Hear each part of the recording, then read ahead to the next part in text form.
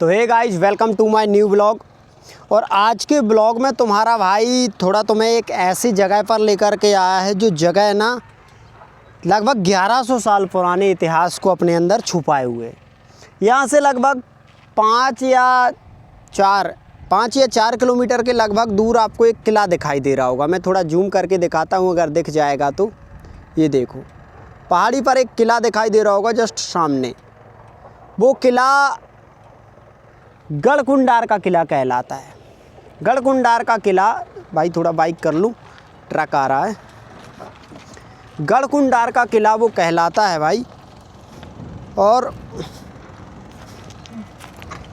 निकल जाएगा। गढ़कुंडार का किला वो कहलाता है और कहते हैं कि वो किला 1100 साल पुराना है। मतलब राजा परमाल ने अपने सैनिकों के लिए, यानी सैनिक युद्ध वगैरह सीखें, युद्ध करना सीखें, और यहाँ पर बहुत बड़ी सेना रहती थी राजा परमाल की। क्या होता था उस समय, युद्ध कभी भी हो जाते थे, तो युद्ध को संभालने के लिए सेना यहाँ रखी जाती थी, ताकि अगर जैसे कोई दुश्मन उन्हें महोबे में घेर लेता है तो यहाँ से सेना जाएगी, उस दुश्मन की सेना को घेर लेगी। ऐसी व्यवस्था राजा परमाल ने यहाँ पर की थी। ये किला 7 मंजिला है। 3 मंजिल धरती तल के ऊपर, नहीं 3 मंजिल धरती तल के नीचे है और 4 मंजिल ऊपर। और ऐसी पहाड़ी पर है कि अभी देखो 4 से 5 किलोमीटर दूर है तो दिखाई दे रहा है, लेकिन अगर नज़दीक पहुंच गए ना फिर ये दिखाई नहीं देगा, ये गायब हो जाता है, पहाड़ियों में छुप जाता है। ऐसा बनाया गया है इसको, जो पहाड़ियाँ चारों तरफ से लगी हुई हैं तो दूर से तो दिख रहा है, जैसे नज़दीक जाएंगे तो जिस पहाड़ी पर ये बना है वो छोटी पड़ जाएगी, उसमें छुप जाएगा ये, और बाकी की आसपास की ऊंची हैं तो फिर ये दिखेगा नहीं। तो उस समय शत्रु राय भटक जाते थे, इसमें पहुंच नहीं पाते थे इसके नज़दीक। इसमें कहा जाता है कि चंदेला राजा परमाल, बुंदेला, खंगार वंश के और कई राजाओं ने राज किया। भोनाचोर का भी शासन का एक रहस्य मिलता है इसमें। कहते हैं कि इस किले में इतना बेशुमार खजाना रखा हुआ है कि 52गढ़ की लूट का खजाना भी इसमें बताया जाता है। कहते हैं कि ये सबसे रहस्यमय किला है। इसमें कई बार जैसे बारातें भी गायब हो चुकी हैं। सुरंगें 2006 में इसकी बंद हुई हैं, वरना पहले सुरंगें खुली हुई थी तो बारातें गायब हो जाती थी। इतनी सुरंगें फैली हुई हैं कि महोबा, दिल्ली कहीं भी पहुंच सकती हो आप। एक बहुत रहस्यमय किला है।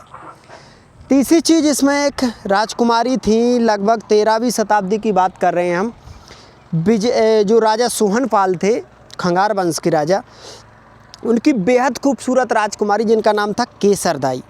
केसरदाई इतनी खूबसूरत थी कि स्वर्ग की अप्सराओं से भी ज़्यादा खूबसूरत। उस समय दिल्ली का जो शासक था मोहम्मद बिन तुगलक, मोहम्मद बिन तुगलक जब केसरदाई की खूबसूरती की चर्चाएं सुनता है तो वो उनको देखने के लिए यहाँ रूप बदल कर आता है, और जब देख लेता है तो भाई साहब एकदम से दीवाना हो जाता है और फिर उनको पाने के लिए प्रयत्न करता है। राजा सोहनपाल से कहता है कि वो तुम्हारी बेटी से विवाह करना चाहता है, तो राजा सोहनपाल जो होते वो स्पष्ट मना कर देते। फिर होता है खूनी संग्राम, यानी फिर एक ऐसा युद्ध होता है जिसमें यहाँ पर खून की नदियाँ बह जाती हैं। धोखे से वो युद्ध जीत जाता है मोहम्मद बिन तुगलक, लेकिन राजकुमारी केसरदाई को नहीं पा पाता है। राजकुमारी केसरदाई जो होती हैं वो उस समय महल की दासियों के साथ और रानियों के साथ, अन्य स्त्रियों के साथ बावड़ी में चंदन की लकड़ी डाल कर के उस समय जौहर कर लेती हैं, अपने आप को नष्ट कर लेती हैं, लेकिन अपनी इज्जत आबरू को बचा लेती हैं, अपनी शान को बचा लेती हैं। तो केसरदाई यहाँ की वीरांगना है, जिनकी तस्वीर आपको किले के पास देखने को मिलेगी। फिलहाल अभी हम किले के नज़दीक पहुँच कर के कुछ आपको इसका हिस्सा दिखाने की कोशिश भी करेंगे कि कैसा ये दिखता है, और उसके साथ साथ इस किले का एक अलग ही रहस्य है। अगर वहाँ तक हमारा जाना हुआ किला खुला हुआ मिल गया तो आपको दिखाएंगे, वरना यहीं से आपको मैं किले के जो रहस्य बता रहा हूँ इसे समझ लीजिए। किला बहुत ज़्यादा डरावना है। किसी दिन इस किले का वीडियो भीतर जा कर के पूरा रहस्यमय तरीके से 2 से 3 पार्ट या 4 पार्ट में बनाना पड़ेगा, क्योंकि बहुत बड़ा किला है। तुम्हारा भाई तुम्हें ज़रूर दिखाएगा। आज अगर कोशिश करते हैं, आज अगर, क्योंकि समय ज़्यादा हो चुका है, हम आए थे यहाँ किसी काम से तो समय ज़्यादा हो चुका है, बंद होने का भी टाइम हो सकता है क्योंकि 5 से ज़्यादा बज चुके। तो अगर थोड़ा भी टाइम मिला कुछ दिखाने का तो तुम्हारा भाई इस वीडियो में दिखाएगा। क्या कभी राजा महाराजाओं ने सोचा होगा कि जिन किले महलों के लिए आज वो कई सारे योद्धाओं को मर मिटने के लिए यूँ हंसते हंसते विदा कर देते हैं, कभी उन्हीं किले महलों की ऐसी हालत होगी कि उनमें कोई रहने वाला नहीं होगा?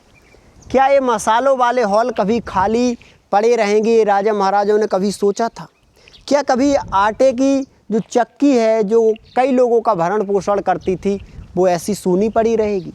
क्या ये बुर्ज, जिनमें हजारों नहीं कई सारे सैनिक तैनात रहते थे हर समय, जिनके हाथ में हथियार भी रहते थे और नजरें बाज की तरह तेज रहती थी, वो बुर्ज खाली पड़े रहेंगे?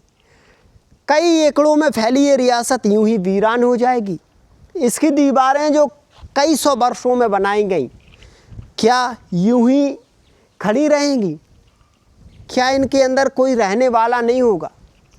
अगर ऐसा राजा महाराजाओं को पता होता तो शायद वो इतने भव्य और इतने मजबूत और इतने ज़बरदस्त किले ना बनाते। ये चक्की के पाट जो कभी किले में रहने वाले लोगों के लिए आटा बनाया करते थे, आज यूं ही खाली पड़े हुए। इन चक्की के पाटों को देखकर अंदाज़ा लगता है कि उस समय के लोग कितने बलिष्ठ हुआ करते होंगे। दूसरा पाट उधर रखा हुआ है। दूसरी चीज़ मैं आपको बता दूं, इतिहास साक्षी है कि किसी भी चीज़ के लिए प्रकृति हमेशा बदलती रहती है। ये प्रकृति का बदलाव है कि कभी पहाड़ी पर रहने के लिए लोग तरसते थे, लड़ाई होती थी, और आज पहाड़ी पर कोई रहना नहीं चाहता। ये आज जिनकी कीमत अगर लगाई जाए तो करोड़ों से भी ज़्यादा है। ये किले महल कभी मुख्य जो आकर्षण का केंद्र हुआ करते थे। हजारों किलोमीटर से कभी मुग़ल, कभी मराठा, तो कभी कोई और राजा इन्हीं को जीतने के लिए आता था। बाकी प्रजा से कोई मतलब नहीं था, इन्हीं को अपने कब्जे में करने के लिए आता था, और आज इनका कब्जा लेने के लिए कोई तैयार नहीं। सच बात है दोस्तों, इतिहास हर चीज़ को उलट फलट कर देता है। इसलिए जीवन के जो पल हैं उनको हंसते हंसते जियो, हर पल जियो। ज़्यादा कुछ सोचने की या किसी को बदलने की ज़रूरत नहीं है, क्योंकि इतिहास हर एक चीज़ सोच कर रखता है, सबको बदलने की ताकत रखता है।